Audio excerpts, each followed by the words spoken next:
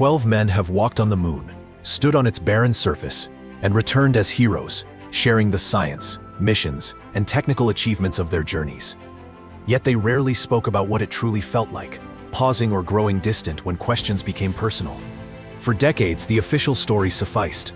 The moon was a lifeless gray rock, exactly as expected, and the astronauts saw nothing beyond what the cameras revealed. Charles Duke was the 10th man to walk on the moon. As the lunar module pilot for Apollo 16 in April 1972, he spent more than 20 hours on the lunar surface, driving the lunar rover across the Descartes Highlands, collecting rocks, and conducting experiments.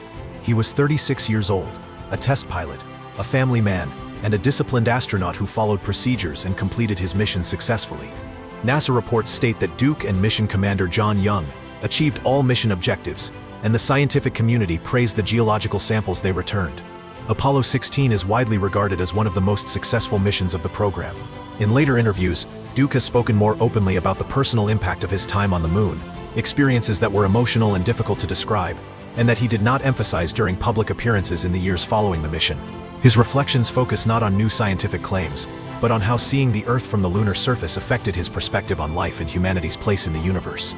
This is his story, told through his own memories and reflections. Why do you think the public focused so much on the science of Apollo, and so little on what the astronauts felt? Comment and chat with me.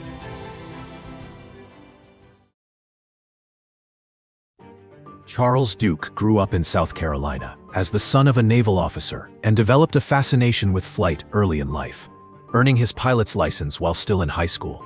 He followed the traditional path to becoming an astronaut by attending the Naval Academy, serving as an Air Force pilot, and later working as a test pilot. In 1966, he was selected for NASA's astronaut program as part of its fifth group, known for technical expertise, discipline, and strict adherence to procedures rather than thrill-seeking. Duke earned a reputation for remaining calm under pressure and mastering complex systems. His first major role was as Capcom for Apollo 11, serving as the primary voice from Houston during the first moon landing. It was Duke who spoke to Neil Armstrong and Buzz Aldrin after they touched down, delivering a now-famous message that reflected both relief and professionalism. This moment captured his character, steady, composed, and fully focused on the mission. 3 years later, Charles Duke flew to the moon on Apollo 16, which launched in April 1972. Alongside Commander John Young and Command Module pilot Ken Mattingly, the crew spent 11 days in space, with Duke and Young logging 71 hours on the lunar surface, longer than any previous mission. Their objectives were strictly scientific: to explore the Descartes Highlands, collect geological samples believed to be volcanic, test new equipment, and conduct experiments. The mission was meticulously planned and completed, meeting every official goal. Yet footage from Apollo 16 reveals subtle moments that stand out. At times, Duke pauses, standing still and staring off camera. When Young checks on him over the radio, Duke responds after a brief hesitation, saying only that he is looking at something. The transcripts do not explain, the mission reports make no mention of it, and for decades Duke himself remained silent. When Apollo 16 returned to Earth in April 1972, Charles Duke and his crewmates were celebrated as heroes, attending parades, visiting the White House, and touring the world. Duke gave countless interviews, discussing the mission's technical achievements, lunar geology, experiments, reduced gravity, and the sight of Earth from space. Yet he never spoke about certain personal experiences that fell outside NASA's scientific narrative. After leaving NASA in 1975, Duke became a businessman and public speaker and openly discussed his faith and personal life. Even so, he kept his Apollo interviews focused on safe, familiar topics, and allowed the official story to stand unchallenged for decades. That began to change around 2015, when Duke, then in his 80s, started speaking more freely.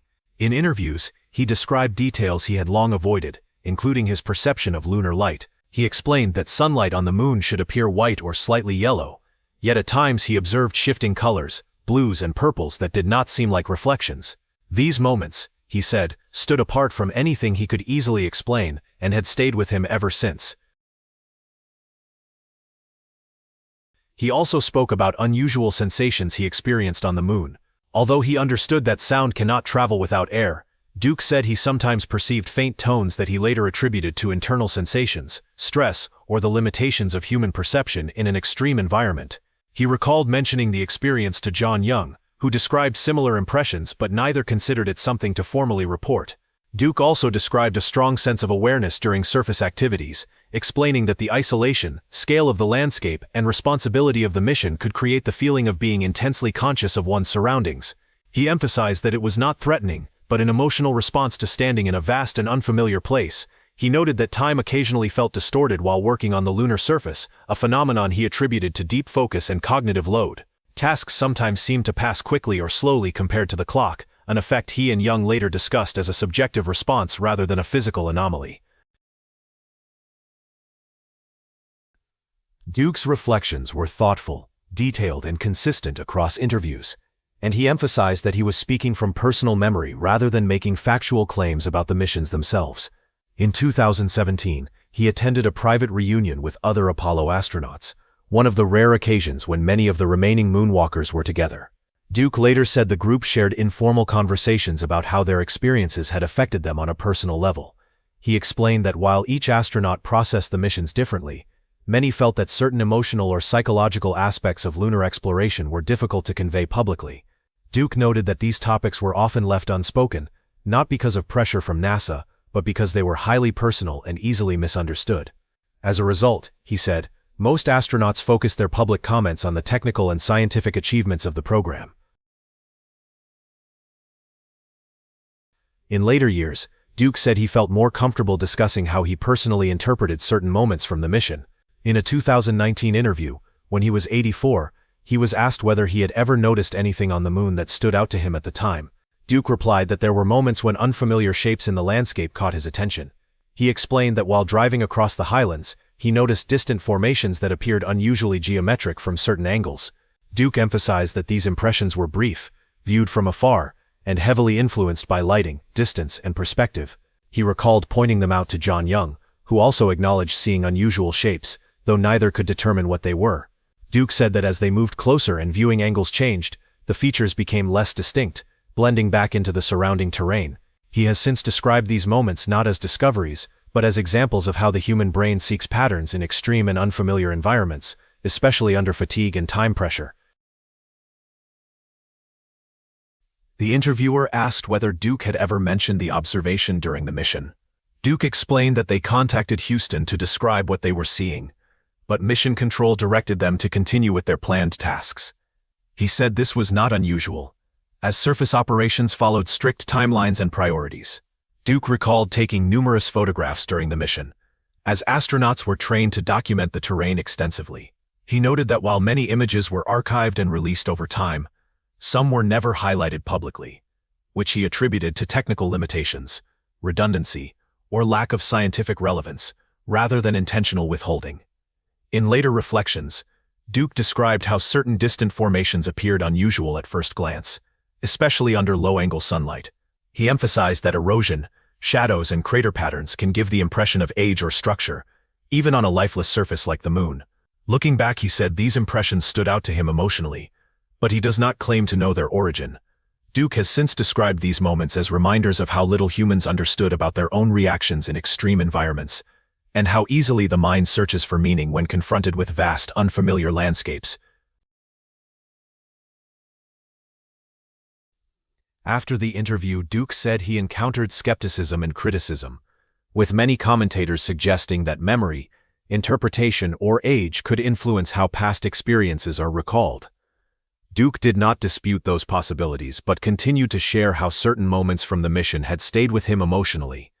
He described areas of the lunar surface that appeared unusual to him at the time, noting that lighting, shadows, and unfamiliar terrain sometimes gave the impression of patterns or disturbances. Duke acknowledged that such impressions can occur easily in extreme environments where reference points are limited and perception is strained. He also recalled brief instances of radio irregularities, which mission specialists later attributed to signal interference or reflections, explanations Duke accepted as technically reasonable, even if they did not fully match his subjective experience at the time. Looking back, Duke said that some moments on the moon brought an intense sense of clarity and reflection, particularly during periods of isolation. He described these experiences not as external communication or evidence of activity, but as powerful internal responses to the scale, silence, and unfamiliarity of the lunar environment, responses that left a lasting emotional impression long after the mission ended. These claims sound extraordinary. They sound like science fiction, but they were coming from a man with impeccable credentials, an Air Force brigadier general, a test pilot with thousands of flight hours, an astronaut who performed flawlessly on one of history's most complex missions, and a man known throughout his career for being rational, skeptical, and utterly honest. Was Charles Duke losing his mind, or was he finally telling a truth he had been forced to hide for 40 years? The question became more complicated when other astronauts started making similar admissions.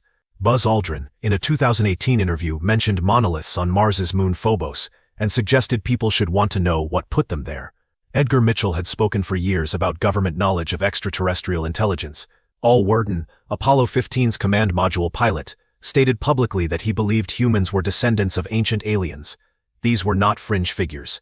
These were men who had been to space, who had seen things the rest of us have not, who had been trusted with billion-dollar missions, and who had performed flawlessly, and in their later years, free from NASA employment, no longer concerned with careers or reputations. They were all saying the same thing: the official story is incomplete. What they experienced in space did not match what they were allowed to say publicly. There are things about the moon, about space, and about our solar system that the public has not been told.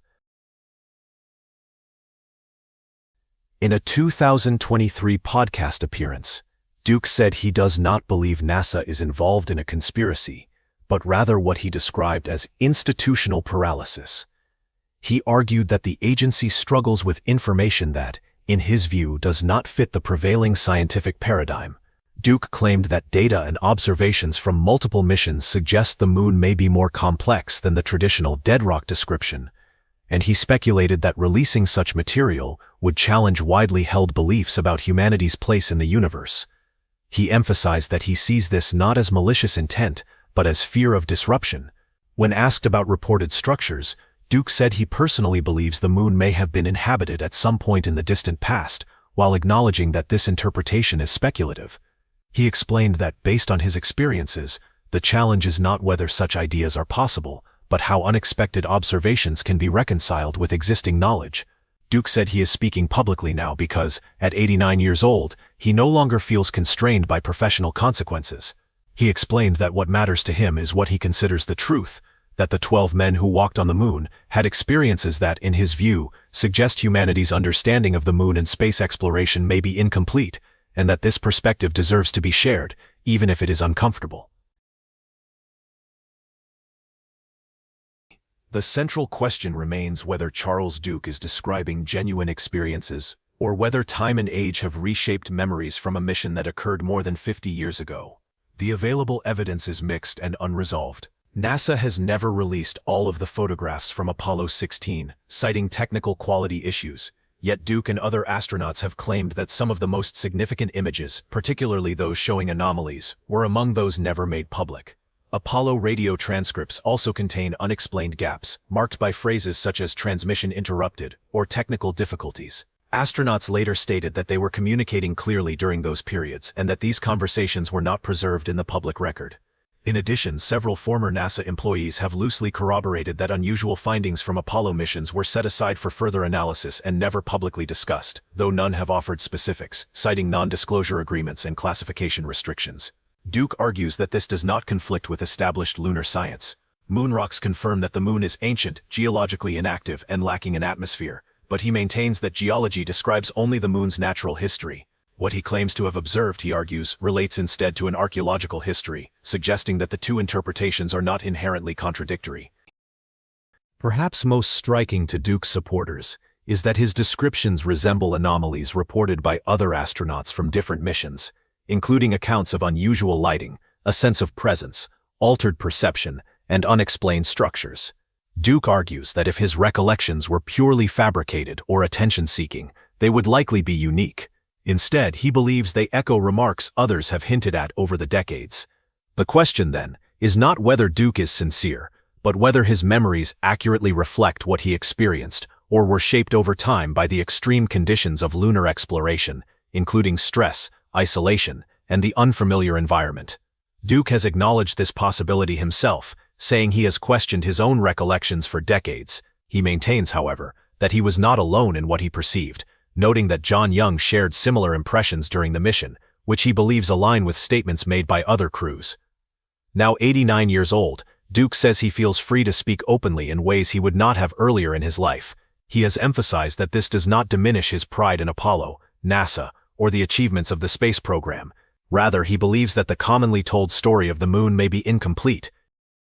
In his view, this incompleteness contributed to the decision to end crewed lunar exploration after Apollo 17 in 1972, a choice officially attributed to budget constraints but which he believes may also reflect unresolved scientific questions. Duke has said he believes humanity is capable of confronting unsettling ideas. He argues that if evidence of ancient structures or unknown technologies were ever confirmed, it would represent an opportunity for discovery rather than fear. His recurring message in recent interviews is that people deserve transparency about what was observed, even if interpretations remain uncertain. Whether history ultimately validates Duke's interpretations or views them as mistaken remains unresolved.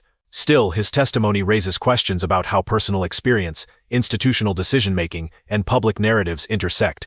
The moon remains unchanged, and further exploration may one day clarify what earlier missions observed or believed they observed, and what it means for our understanding of space.